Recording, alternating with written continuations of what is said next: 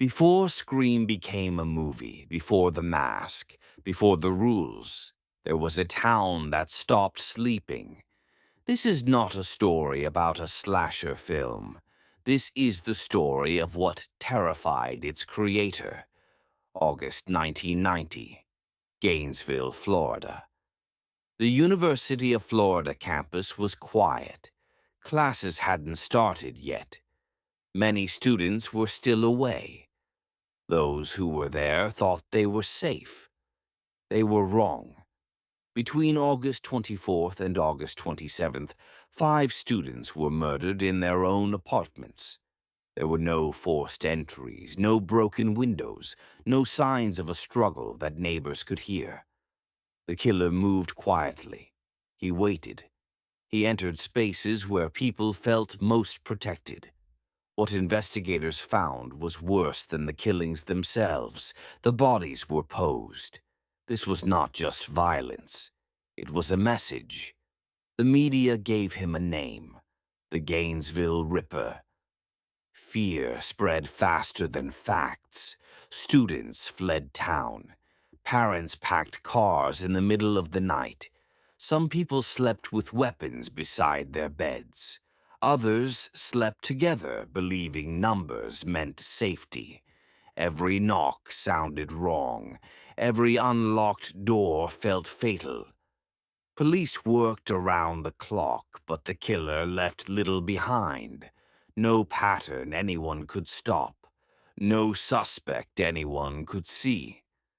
And the worst part, no one knew when it would end. The man responsible was Danny Rolling. Rolling lived on the margins. He drifted. He blended in. His past was marked by abuse, instability, and violence, but nothing that warned Gainesville what was coming. He wasn't caught because of brilliant detective work.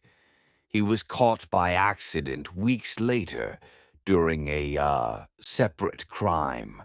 Only after DNA evidence and confessions did the truth surface.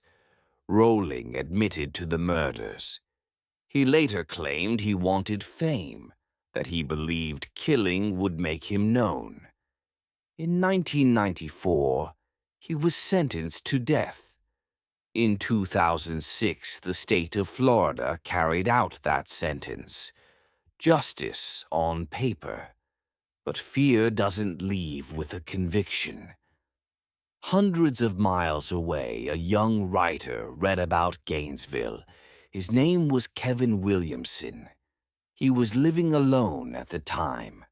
After reading the article, he found himself listening, really listening to his house. Every sound felt deliberate.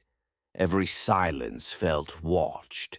He later described the realization that would not let him sleep.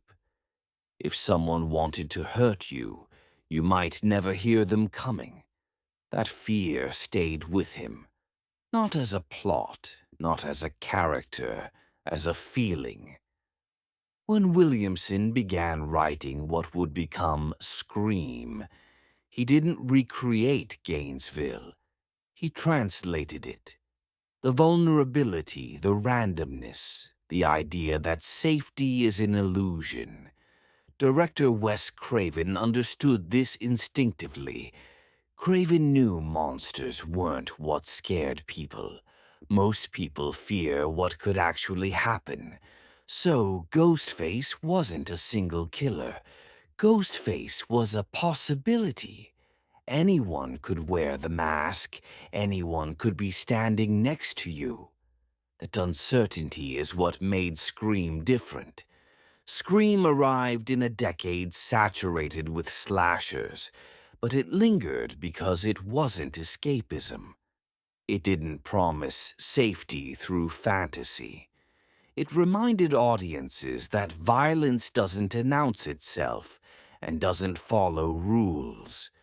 The jokes never erase the fear.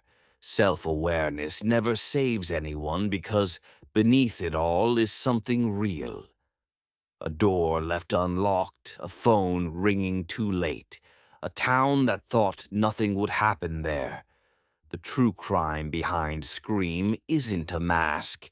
It's the knowledge that what happened in Gainesville didn't require fiction, only opportunity. The film survives because it doesn't invent terror. It remembers it. And it asks one question that never stops being unsettling. How safe do you really think you are? If you enjoyed this video, hit like, subscribe, and let me know in the comments. Should we cover more true stories that inspired horror movies? Until next time, stay safe and stay curious.